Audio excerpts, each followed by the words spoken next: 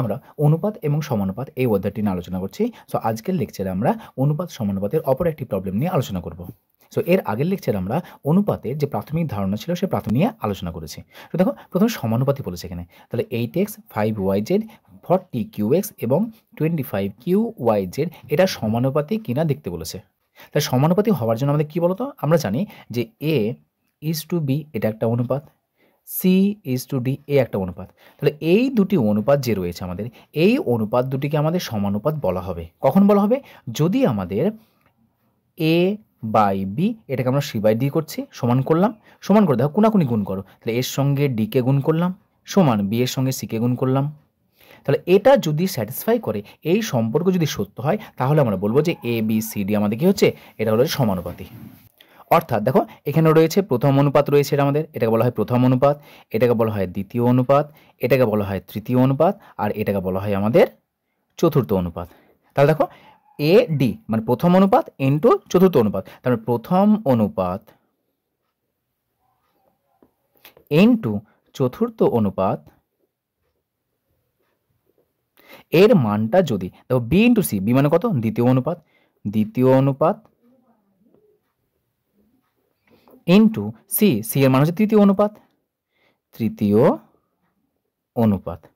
তাহলে দেখো যদি প্রথম অনুপাত আর চতুর্থ অনুপাত এই দুটোকে গুণ করলে যে মান পাবো, যদি দ্বিতীয় অনুপাত এবং তৃতীয় অনুপাতকে গুণ করা হয় যে মান পাবো, সেই দুটি মান যদি পরস্পর সমান হয়, তাহলে আমরা বলবো এ বি সি ডি এই যে দুটো অনুপাত দেওয়া আছে সেই অনুপাত দুটি সমানুপাতি। এবং এটাকে আমাদের লেখা হয় এভাবে, এ ইজ টু বি সমানুপাত সি ইজ টু ডি, এটা হচ্ছে সমানুপাতের চিহ্ন।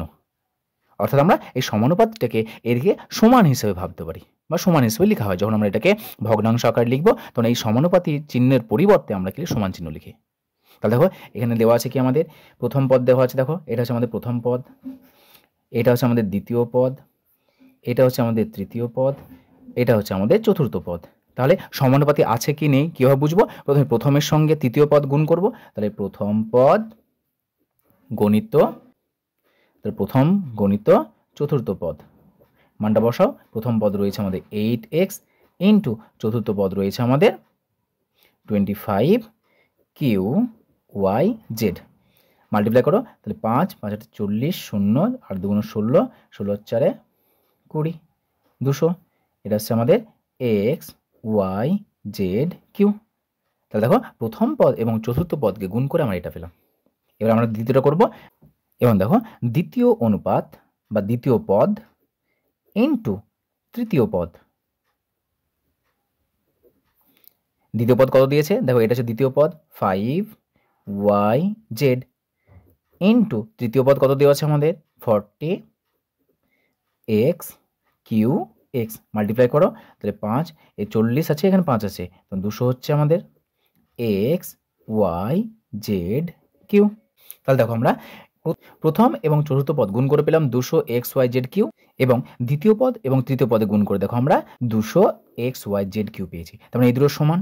তাহলে এখানে লিখে নেব, যেহেতু প্রথম পদ ইন্টু চতুর্থ পদ সমান দ্বিতীয় পদ ইন্টু তৃতীয় পদ, তাহলে অতএব 8x 5yz 40qx ও 25qyz সমানুপাতে রয়েছে। তাহলে এইভাবে আমরা যে কোনো সমানুপাতি চেক করার জন্য কি করব, প্রথমের সঙ্গে চতুর্থকে গুণ করব এবং দ্বিতীয়কে তৃতীয়ের সঙ্গে গুণ করব। যদি ইকুয়াল আসে তাহলে সমানুপাতি হবে, আর যদি ইকুয়াল না আসে তাহলে সমানুপাতি হবে না।